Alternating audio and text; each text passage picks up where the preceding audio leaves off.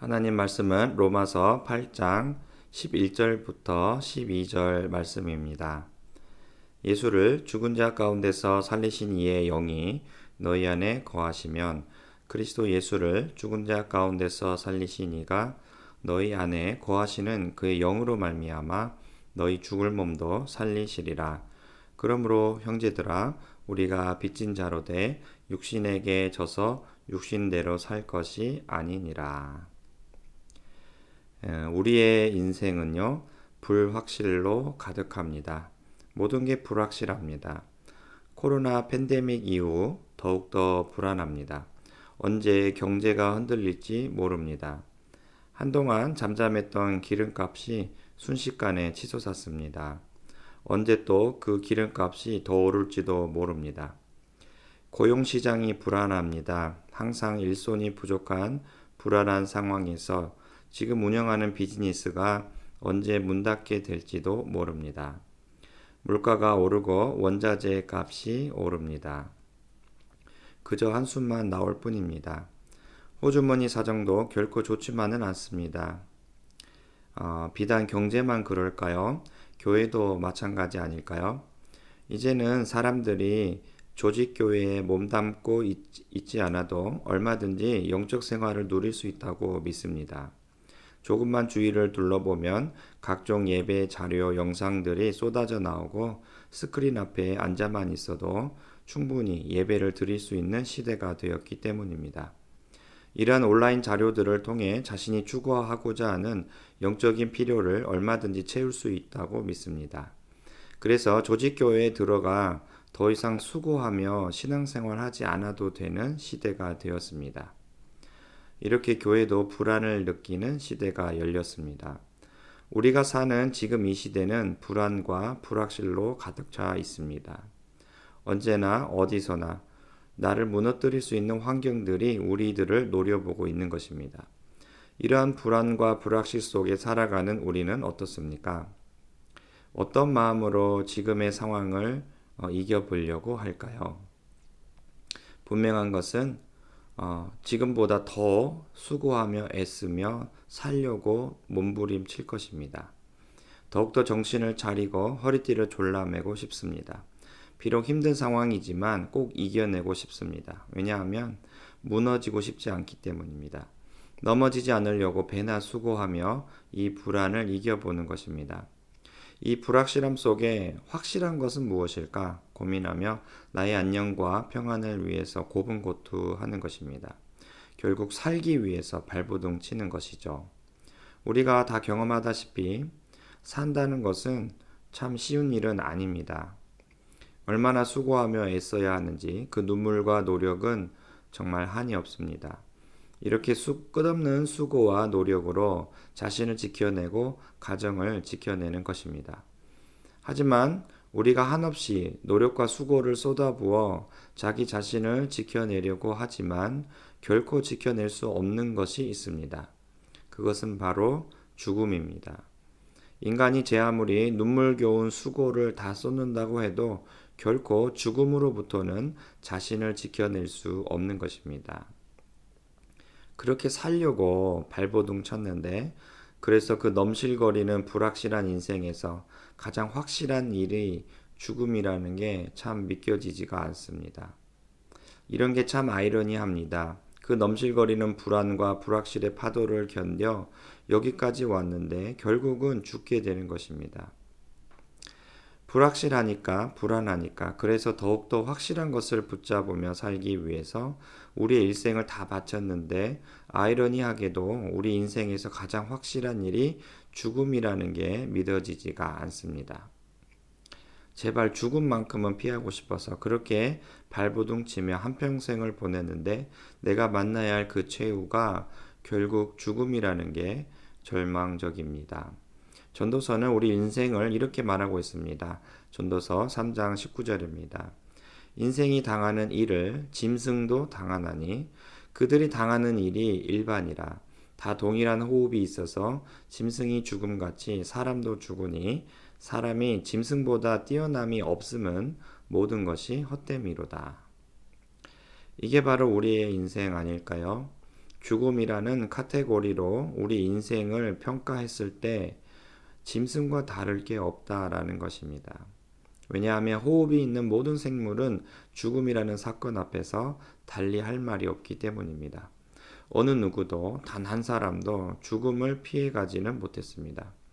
우리 인생에서 나는 언젠가 죽는다 라는 이 사실만큼 불확실한 인생을 살아가는 우리에게 가장 확실한 사실은 또 없을 것입니다. 그런데 참 죽음은 두려운 일입니다. 죽고 싶지 않습니다. 죽음이 두려워서 더욱더 살고만 싶습니다. 죽음이라는 것이 내게 찾아오지 않았으면 좋겠습니다. 히브리서 말씀처럼 우리 인생은 죽음이라는 주인을 섬길 수밖에 없습니다. 즉 우리는 죽음이라는 주인을 섬기는 노예인 것이죠. 정말 죽고 싶지 않아서 제발 죽음만큼은 마주치고 싶지 않아서 노예처럼 쩔쩔매며 길을 펴지 못하고 안절부절 정신을 못 차리는 것입니다. 아마 우리는 평생 죽음을 주인으로 섬기는 노예로 살게 될지 모릅니다. 죽음이라는 주인의 곁을 일평생 동안 떠나지 못하고 쩔쩔매며 안절부절 길을 펴지 못하고 노예처럼 섬겨야 하는 이런 처지에 놓인 것이죠.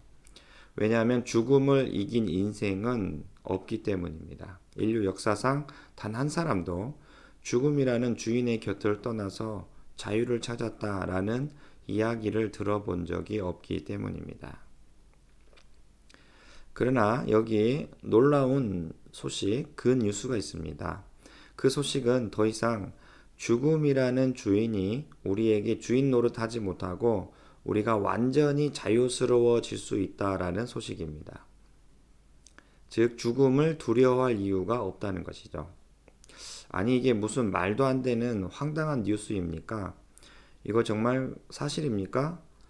이 세상에 어느 누구도 죽음을 이긴 사람이 없는데 그래서 우리 모두는 죽음이라는 주인 앞에 허리를 숙이고 그 죽음을 섬길 수밖에 없는데 이제는 그 죽음을 이길 수 있다니 이게 도대체 무슨 말입니까? 라고 다시 되물을 수도 있을 것도 같습니다. 그러나 오늘 본문 말씀은 이렇게 말합니다. 로마서 8장 11절을 다시 읽어보겠습니다. 예수를 죽은 자 가운데서 살리신 이의 영이 너희 안에 거하시면 그리스도 예수를 죽은 자 가운데서 살리신 이가 너희 안에 거하시는 그의 영으로 말미암아 너희 죽을 몸도 살리시리라. 여기 말씀에 보면 이미 죽음을 이기신 분이 있다고 그 증거를 드러내고 있습니다. 그분이 누구실까요? 바로 사람이 되신 예수 그리스도이십니다. 그분이 바로 죽음을 이기셨습니다. 그분은 하나님처럼 영이 아닙니다. 눈에 보이지 않는 바람처럼 여기저기 떠돌아다니는 영이 아닙니다. 요한복음에 나온 것처럼 말씀이 육신이 되셨습니다. 즉 그분은 우리와 똑같은 사람이라는 것입니다. 그분은 우리처럼 어머니 뱃속에서 태어났습니다. 우리처럼 똑같이 성장기 어린이 시절을 보내셨고 그 기간 동안에는 부모님과 함께 지냈습니다. 그리고 목수라는 직업을 갖고 일을 하셨고 사람이 느끼는 모든 감정, 배고픔, 애통, 분노, 불쌍히 여김 등등 모든 감정을 다 느끼셨습니다. 그분은 우리와 똑같은 사람이셨습니다. 그런데 그러한 그리스도 예수는 죽음을 경험하시지 않았나요? 아닙니다. 우리와 똑같이 죽으셨습니다. 이 예수님의 죽음은 너무나 유명하고 명백한 사건이어서 이 세상 모든 사람들이 다 알고 있을 정도입니다. 얼마나 유명한 죽음이었는지 책으로도 만들어지고 영화로도 만들어지고 그랬습니다. 즉 그분은 십자가에서 고통받으며 죽으신 것입니다. 그리스도 예수는 우리처럼 육체의 죽음이었습니다. 호흡이 끊어진 육체의 죽음인 것입니다. 그분이 하나님의 아들이라고 해서 죽음이 피해간 게 아닙니다. 사람이신 하나님의 아들은 죽음 앞에서 예외 없이 그대로 그 죽음을 당하셨습니다. 우리와 똑같이 말입니다.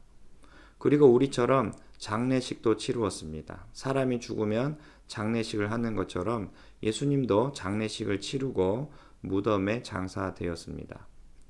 예수님은 유대인이었으므로 유대인의 장례식을 치루었습니다.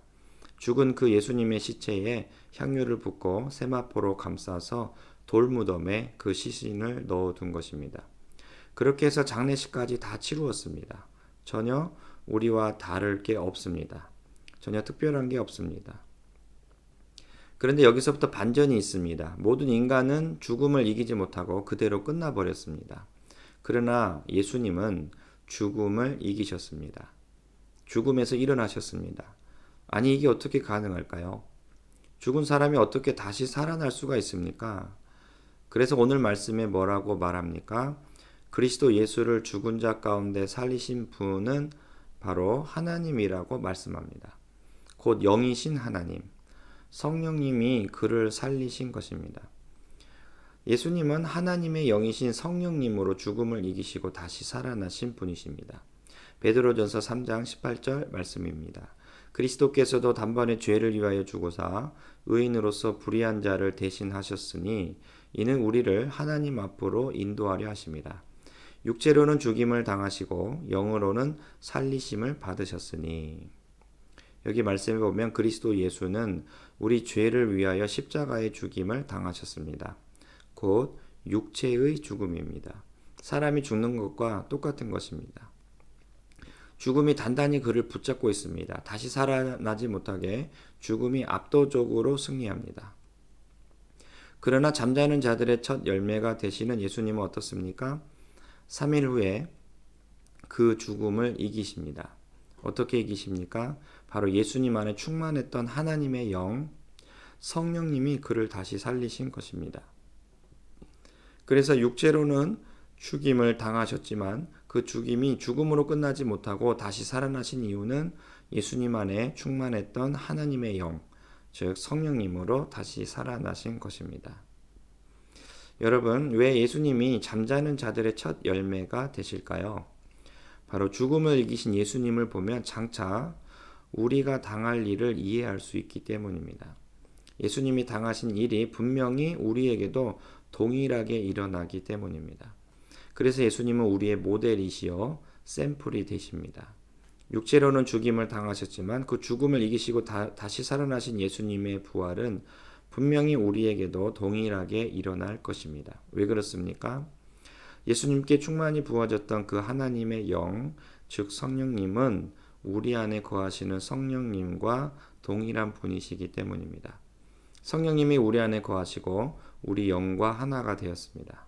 마치 금술이 좋은 한 몸 이룬 부부처럼 하나님의 영이신 성령님은 내 영과 하나가 되었습니다. 그래서 하나님을 아빠 아버지라고 믿어지게 하시고 아들로서 누릴 상속을 받아 누리게 하셨습니다. 그 성령님이 내 안에 계셔서 하나님의 성전, 교회가 되게 하셨습니다.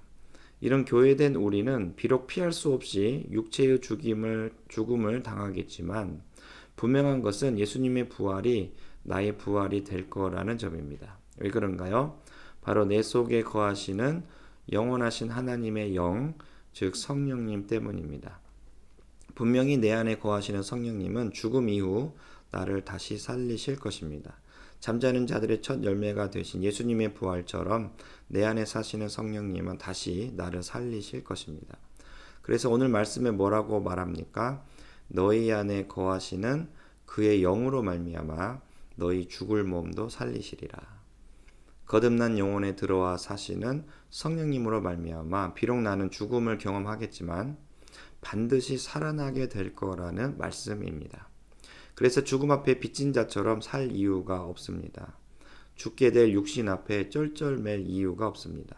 여러분, 이 세상에 어느 누가 죽음을 이길 이 신비한 힘을 줄 수 있을까요? 이 세상에 어느 누가 영생을 줄 수 있을까요? 모든 사람은 한 사람도 예외 없이 죽음 앞에 안절부절 길을 펴지 못하고 쩔쩔매며 노예처럼 살지만 성령님을 마음에 모시고 사는 우리는 결코 죽음이 우리의 주인이 되지는 못하는 것입니다. 결코 죽음 앞에서 두려워하며 쩔쩔맬 이유가 없다는 것입니다. 이 세상에 어느 누가 죽음 앞에서 자유할 수 있는 이 놀라운 혜택을 줄 수 있을까요? 이런 은혜를 주신 우리 구주 예수님께 감사와 찬양과 영광을 돌려야 할 것입니다. 예수님은 정말 최고입니다. 십자가에 죽으신 예수님을 다시 살게 했던 그 하나님의 영, 성령님을 모시고 사는 교회 되시는 여러분, 죽음은 아무것도 아닙니다. 결코 죽음이 우리의 주인이 될 수 없습니다.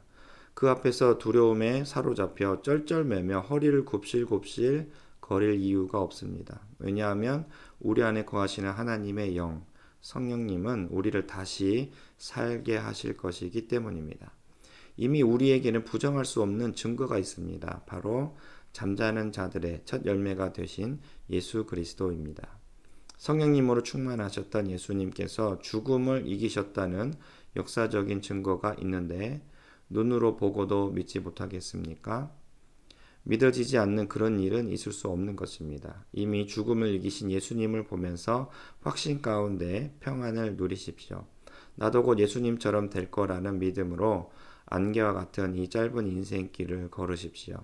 우리가 아니라 오히려 죽음이 우리 앞에서 어쩔 줄 몰라 하며 쩔쩔매는 이 위대한 승리를 주신 성령 하나님을 따라서 더욱더 담대하고 자유로워지는 저와 여러분이 되시길 주의 이름으로 축원합니다.